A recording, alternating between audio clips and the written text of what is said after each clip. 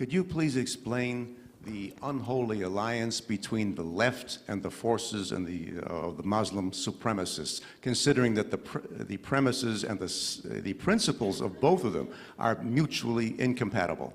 Okay, so they're not mutually incompatible to point A, they are to point B. What I mean is that it's a timeline. The left wants to tear down Western civilization because it thinks it's unequal. The radical Muslims want to tear down Western civilization because they think it's evil. So to the point of tearing down Western civilization, they're pretty much on the same page. It's where they go from there that's a problem, right? One side wants to build a caliphate and the other side wants to build a communist utopia. The reason that the left is routinely, and it's almost invariable, that the left ends up siding with the world's worst human beings in every situation is because, again, if you just go back to that fundamental leftist principle, that equality of outcome is all that matters in life, that equality of outcome means that something just is happening, think about it. The real world is a place where God designed it this way. I believe this. God designed it not for every individual, but certainly for the vast bulk of humanity. If you do responsible good things with your life, you will be more successful than if you do irresponsible bad things with your life. Well, if the left believes that people who are unsuccessful are more virtuous, then what that means is that the non-virtuous are more virtuous, right? Because the people who are unsuccessful are generally not doing good, responsible things, and the left says, well, those people are victims, let's help them.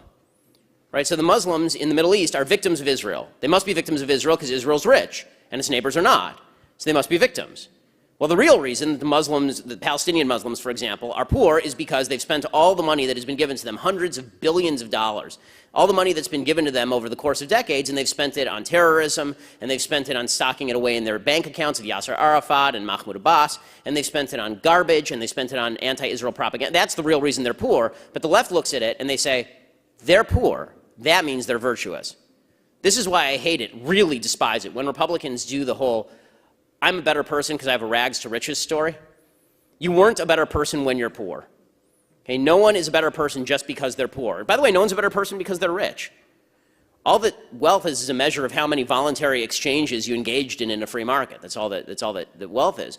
But the idea for the left is that all inequality is evil. Therefore, the people who are unequal at the top are evil and the people at the bottom are virtuous. Which is why you'll hear people on the left say things like they like small business, but they hate people who are big business, like the Walmart family, right? The Walton family. They're terrible. Well, were they terrible when they were just a family living in the middle of nowhere? When exactly did they transition over into evil? Right? When they became successful enough, because their success meant, by necessity, according to the leftist worldview, they were depriving others of their fair share. And Bernie Sanders said this right after winning New Hampshire the other night. And this is Bernie Sanders' entire thing. He says the principle of America is the principle of fairness, which makes me want to vomit and never stop vomiting.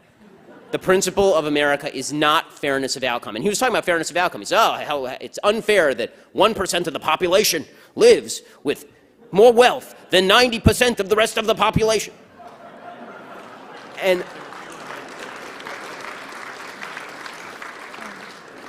well, maybe, or maybe it's not unfair, because it turns out that 1% of the population is hiring the other 90% of the population to actually provide their services and labor.